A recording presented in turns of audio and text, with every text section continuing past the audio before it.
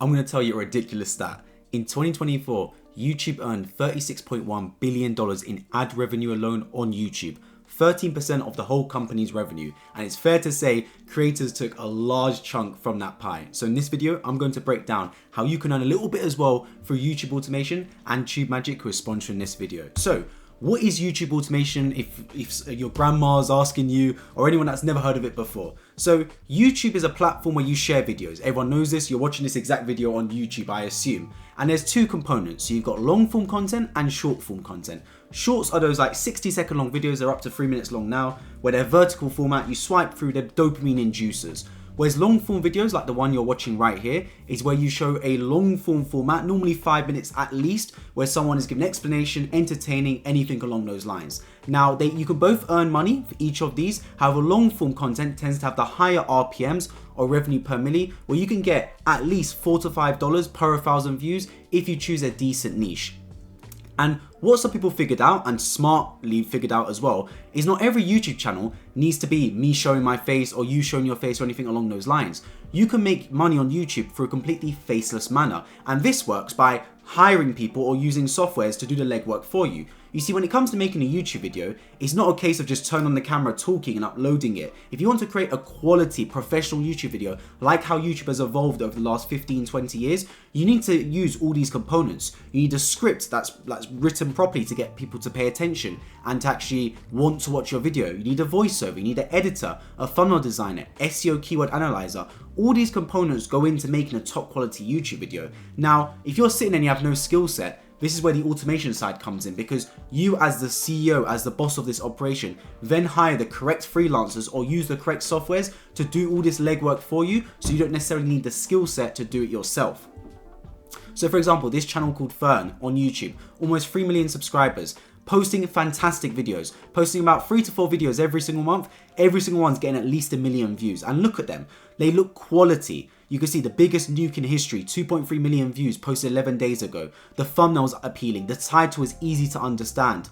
When you click on the video and watch it, it's a high quality production. It's like you're watching any sort of TV show out there where there's budgets going into this. And this is how YouTube has evolved. It's no longer just a game of someone turn on their camera, saying hello and posting it on YouTube. It's actually got full scale operations here that can compete with the mainstream medias of this world. Now, you don't have to get to this stage, but this can be like your long-term sort of skyscraper vision, where you need to start like the bare bones, the MVP, then you can aspire to reach this stage where you're creating top quality type videos. So where TubeMagic comes in is because it can help you at the very start of your journey. So for example here, they've got a niche selector, so you can look through the potential niches and see the average RPM you will earn. Now from my experience, wealth niches are the best. And I've run a few YouTube channels, right? And ones where it's making money online, drop shipping, real estate, very good RPMs. Now I've also run pages like, for example, sports, which don't tend to do as well. For example, I had a football page which had an RPM sometimes $4 or $5, which isn't amazing. It's got football soccer is $10. I think that's a little bit of an overestimate in my opinion. I think it's more around $5, $6 because you have global fans, right? Like how YouTube RPM works is if it's a demographic that is from a higher income nation, older people, you tend to earn more money than someone from a lower income nation and younger people. It's just the way it is. So you can select your niche. I'd always select something you enjoy and want to make content around, but also keep in mind that different niches earn different amounts of money. So you don't want to be putting in the same work as someone else and they're earning 10 times the amount of money you are because you went into a low paying niche. Beyond that as well, you can actually look at, through TubeMagic, having potential video ideas and video research as well. So when I look at video research, this is important because when you're selecting any niche, no matter what niche you're in, you need to make sure you find outlier videos. Now, what outlier videos do is they are videos that get more than the average view count of every other video on that channel. You see, when you post a video on YouTube, especially as a beginner, they have no sort of data on you. So they're just testing the video out to different people and seeing what works. But once you start having a subscriber base, they understand there's a baseline amount of views that you normally get. They show your video to around 2,000 to 3,000 people and it goes from there. So what you're looking for in this is, with the view count, is it exceeding the subscriber count? For example, this video here has done really well. 15,000 views in 3 days on a 5.6k subscriber channel. That's 3x their subscriber count. to be honest, most people, they have views below their subscriber count. That's completely normal on YouTube, especially if you're an established channel. But if you're seeing videos with views beyond the subscriber count, that is an outlier video, and that is a video you should be copying. So you can type in any niche. I've typed in making money online. It could be basketball, makeup, crypto, finance, anything. The whole point is you want to find videos that are doing well and doing beyond just a subscriber count. And if you can find a pattern of these videos performing, then you can see exactly what sort of trends are doing well on the YouTube space. And beyond that as well, you can actually analyze competitors. So what I'm going to do is I'm going to type in the channel URL of my friend How To AI, who does great videos in the same niche as me. And by typing in his channel, TubeMagic can give you potential video ideas based off their channel. And this is important because if you have your channel already, you can paste in your channel, no problem whatsoever. But if you're a brand new channel, you can use a competitor to paste in their channel. And because their ideas are very similar to yours, you can basically adapt off of that. So it's given the idea of an AI-driven faceless podcast, which could be a potential good idea. So I'm going to select for it to make me a general script and for it to be 1,500 words. So that's enough for a long form video. And then I'm going to eventually click generate in the top right corner for the script to be made for me. And this is important because when it comes to YouTube, the script, in my opinion, is more important than the actual editing. Like, you can have a good editor, but if the script is rubbish, no one's watching the video. Whereas if you have a really hook script where someone wants to watch the video, they're really interested in what's happening, even if your editing is mid or average, people stay and watch the video because they want to know what happens next. So if you can create a good script, definitely that's the way to go down. Now, of course, TubeMagic can make the script for you.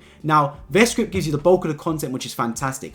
One thing I would recommend doing when it comes to TubeMagic with their script, when it creates all of it for you, is you are going to want to actually copy the script and paste it into a Google Doc. Let me show you exactly why. Because what you want to do is edit the intro, especially the hook of the script, because the hook is the very first thing people see. It's just like if you go into a job interview, people say the first 5 to 10 seconds can make or break that job interview. It's the very first impression. That's the same on your hook of any YouTube video. Notice in this video right here, the hook was giving you a crazy stat about the money that YouTube's earned. I did that on purpose. I didn't just think of that on the spot creating a video. I planned that already before I even turned on the camera.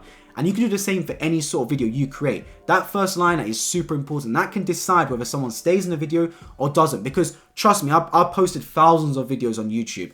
If someone wants to stay in the video past the first 30 seconds, there's a good chance they'll stay until the end. A good chance. Whereas if you don't hook them in that first 30 seconds, most people will drop off then. Most people will just drop off in those first 30 seconds. And if you don't hook them then, you'll never hook them. So here are some good examples you can include for the hook in your videos. So a question hook, I love these ones. Are you doing push-ups right? Do you think it's easy to make money on YouTube? Something like that. Give a question to your audience. Let them think a little bit and then the video continues playing. Something like that works really well. A storytelling hook. People love these, especially the personal brands, right? 5 years ago, I was a broke college student, now making 20 grand a month from YouTube, for example. A story. You feel an emotional connection with the person you're watching the video from. That's called a storytelling hook. That works really well, especially for content creators that are building a personal brand. I find that works really well. Authority hook. This is one where someone goes, in the last 20 days, I made 10 grand from YouTube. You're instantly showcasing your authority in a niche. You're showing that you understand what you're talking about. You're someone that should be trusted, should be listened to. That's an authority hook. I'm a D1 basketball player. This is what my day consists of. I'm a registered lawyer. This is what I do on a day-to-day basis. You see what I mean? You're stating straight away what you are, why you should listen to me. Now, obviously, this isn't going to apply to every niche and every person. I'm just giving you a range of them so you can select which one is best for you. The teaser hook, I like these ones as well. It's where you say, later in this video, I'm going to show you how I made 10 grand a month through crypto meme coins. So you're teasing it. You're basically showing them what's to come in the video. And then of course you got the shock hook, something that just makes someone think, what is going on? For example, 97% of people are doing pull-ups wrong. You're thinking, wow, mine at 97%. I thought doing a pull-up is easy. You just go like that and that's it. That's a pull-up. Am I doing something wrong? Am I holding the bar wrong? Am I not putting my feet right when I do it? You see what I mean? Something like that, just a little bit of a shock to the audience. Those 5, in my opinion, are the best hooks. I rotate these 5 consistently across my videos and see what works. It depends on the niche, it depends on the topic of the video, but definitely have one of these 5 as the hook. So if we go back into the script I was talking about on TubeMagic, once it's loaded, I'll copy all of it from TubeMagic, then I'll paste it into a Google Doc form, a fresh Google Doc form. And then from there, what I do is actually change the introduction itself. So the introduction, like I said, the first liner is super important. So I'm going to write one myself for this AI-driven podcast that I think is going to hook people. So what I'm going to end up writing it's going to be something that it basically gets someone to think, okay, you know what? I actually need to pay attention to this video. So if we look at the different hooks we've got, look at the one I've written here. Podcasting last year generated $100 million worldwide, but only 2% of these were AI generated. Now, I'll be honest, that's not right. I'm just doing it for the sake of this video. But the point is, you're giving someone the hook. Podcasting last year generated $100 million worldwide. Wow, that's a lot of money. But only 2% of these were AI. Oh, okay, that's interesting. I thought AI was taking over. As we all know, AI is taking over the world. And according to Google Trends, it's going to take over podcasting as well. But it hasn't yet.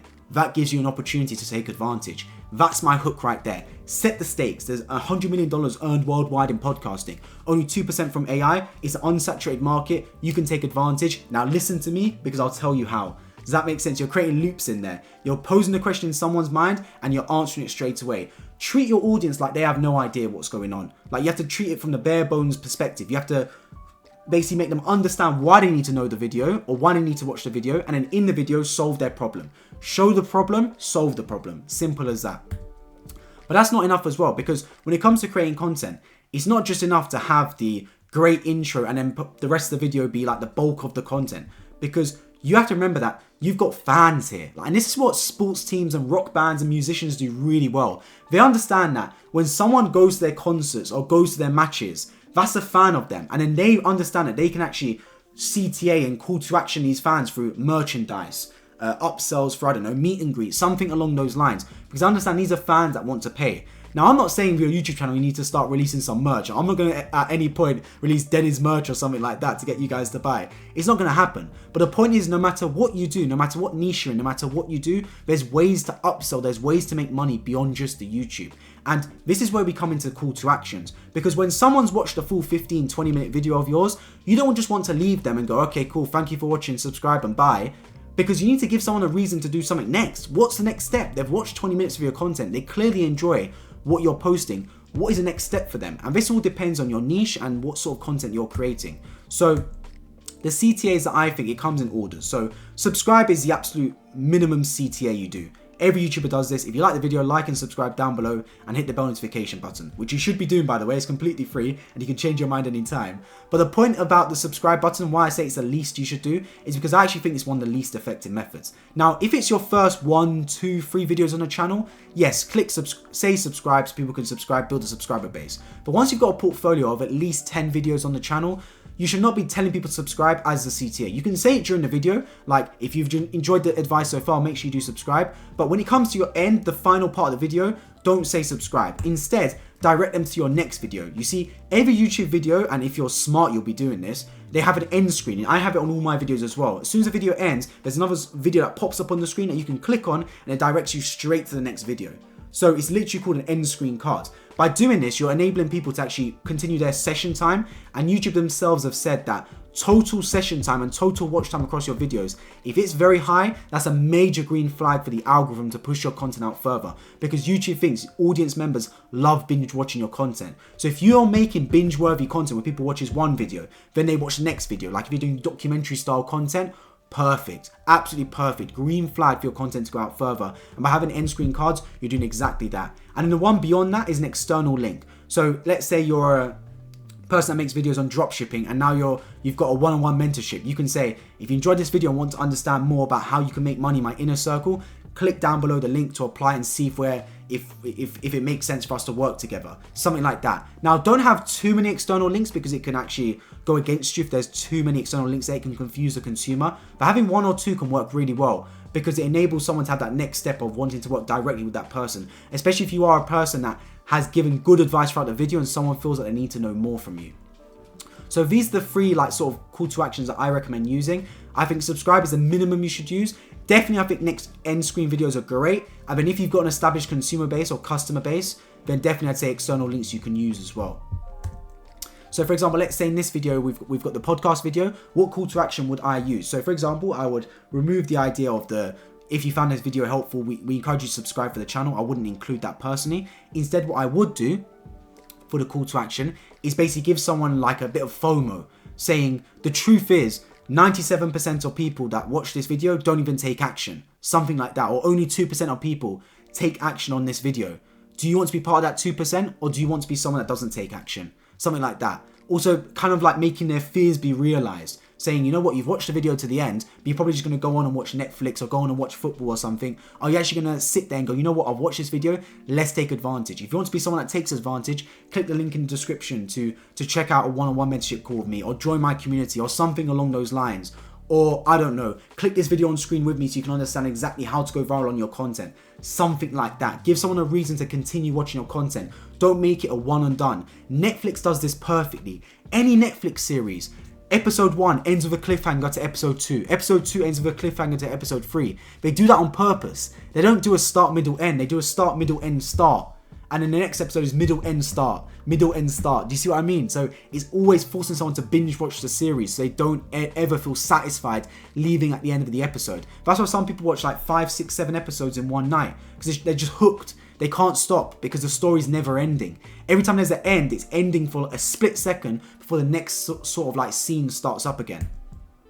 And then of course, when it comes to content afterwards, you can optimize it. So this is the packaging side. We talked about the YouTube automation, how TubeMagic enables you to do the starting part of the video, like the scripting, etc. It also enables you to find the right title, the right CTAs, etc. to get people to actually, the right titles for CTR, so people can actually click through and watch the content yourself. You can upload the link of the video if you do want to. It has to be unlisted video or public as well. Or you can just describe the content like I do. For example, how to make money online, or how to make money with AI podcasting, as we showcased earlier in the video. Click generate and it will give you some titles, descriptions and tags.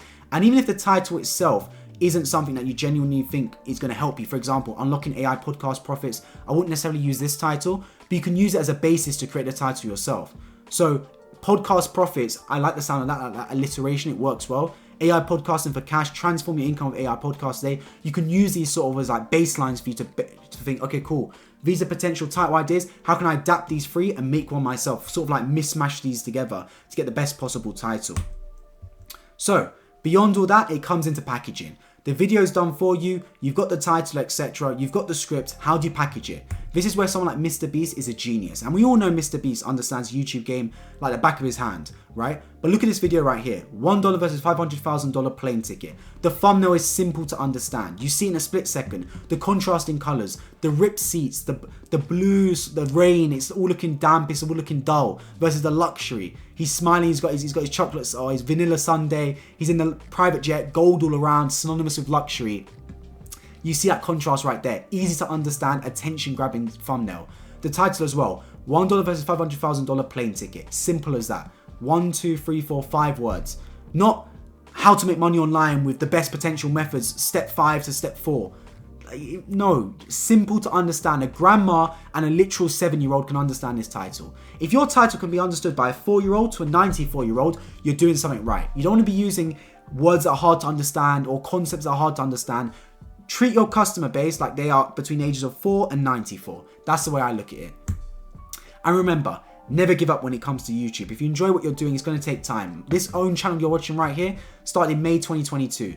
Posting, getting barely any traction. Look at this. Barely any view counts, and only recently did I start to really take off, and now I'm getting decent views on YouTube. It's going to take time. You're going to have to learn the skills yourself. Me, myself, when I started, I had barely any skill set. It took me time. You can scroll back and watch my earliest videos on this channel. They're absolutely rubbish. And if you are wanting to get involved in the YouTube journey, you can join my community as well. I've got a free community called Social Surge and a premium mentorship as well within there called Social Surge Family, where you get access to weekly calls, trending niches, and the opportunity to have private DMs with me, and a secret source page where I drop all the secret things going on in YouTube that no one else in the Discord community has access to. Like I said, you can join the free one called Social Surge and the premium community. And not just that, you can check out TubeMagic, who thankfully sponsored this video, and I thank them for doing so.